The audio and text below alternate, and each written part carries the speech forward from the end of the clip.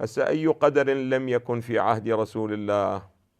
بعض مع الأسف الشديد يعتقد بأن الله سبحانه وتعالى، التفتوا لي أعزائي، وإن كان قد يصدم ذهن البعض ولكنه هذه حقائق لا بد أن تعرفوها جميعا.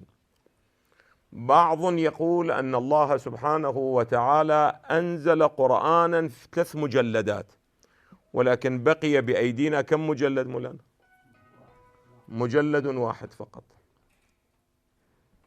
يعني الله أنزل مولانا قرآن ب3 مجلدات هالشكل، بس بعد رسول الله حذفوه وتلاعبوا به. إيش قد بقى منه؟ فجزء منه، والباقي وين؟ يقولون إن شاء الله من يطلع الحجة يجيبهن وياه مولانا. تقول يعني معقول أكو أحد يقول من هذا الكلام؟ هذا أمامكم أعزائي العلامة المجلسي اللي على المنابر كل رواياتكم تقرؤوا ممن مولانا؟ من المجلسي. هذا كتابه اسمه مرآة العقول أعزائي، من أهم كتب العلامة المجلسي كتاب بحار الأنوار، وبعد كتاب بحار الأنوار مرآة العقول للعلامة المجلسي. هذا الكتاب يقع في 26 وجزء أعزائي. هذا أنا دا أنقل منه الجزء 12 صفحة 525 الرواية هذه، وهي الرواية موجودة في أصول الكافي عندنا. تقول لي سيدنا هسه لماذا من الشيعة تقرأ؟ أقول باعتبار أنه السنة إحنا الآن مشكلتنا بيني وبين الله، خو ندري هناك اللي موجود كثير منه باطل. إحنا الآن لابد نصفي وننقي تراثنا الذي بأيدينا أعزائي، تراث الذي بأيدينا اللي الآن دا يقرأ على فضائياتنا ودا يقرأ على منابرنا، وصار سببا لاتهام الشيعة أيضا من خلال هذه الروايات.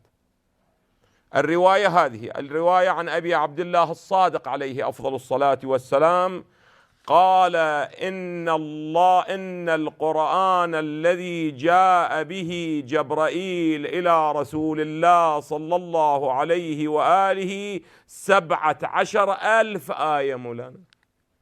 الآن كم آية عندنا بالقرآن احنا؟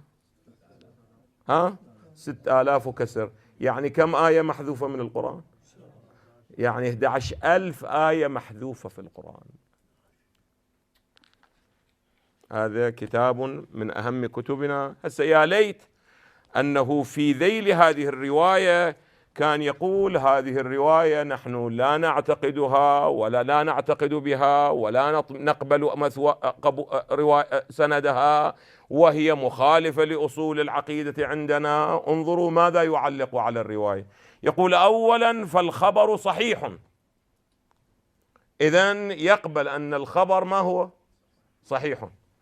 وثانيا أنه مو فقط يقول إذا أنا نقلنا لكم رواية، لا تتصورون عندنا فقط رواية واحدة، عندنا مئات الروايات اللي قالت القرآن ناقص، وكثير من الأخبار الصحيحة صريحة في نقص القرآن وتغييره.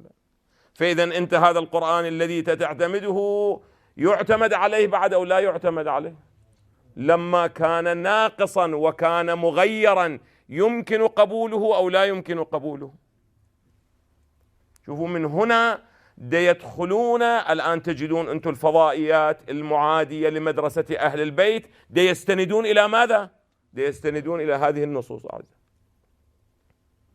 طبعا بحمد الله ليس كل علماء الإمامية هكذا، لا أبدا. السيد المرتضى من كبار علماء أوائل القرن الخامس يقول على الإطلاق أن هذا القرآن الذي بأيدينا هو القرآن الذي جمعه رسول الله صلى الله عليه وآله، يعني بنفس هذا الترتيب الذي كان في عهد النبي وصل بأيدينا. وهي فرق بين الاتجاهين أعزائي. ليس فقط أنه ترتيب الآيات لم يقع فيه تغيير، حتى ترتيب السور، يعني السورة الأولى سورة الحمد، والسورة الثانية سورة البقرة، والثالثة آل عمران، والرابعة وهكذا. أيضا رسول الله هو الذي ماذا؟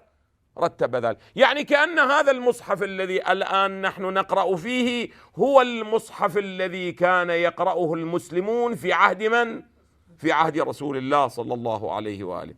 يكون في علم الأعزة أنه كبار علماء الإمامية يعتقدون هذا الاعتقاد، وأنا منهم أنا أعتقد بأنه أساسا لم يقع أي تلاعب في القرآن الكريم، لا في آياته ولا في سوره ولا في ترتيب كلماته ولا أي تغيير. لماذا؟ لأن الله تعهد بحفظ هذا القرآن.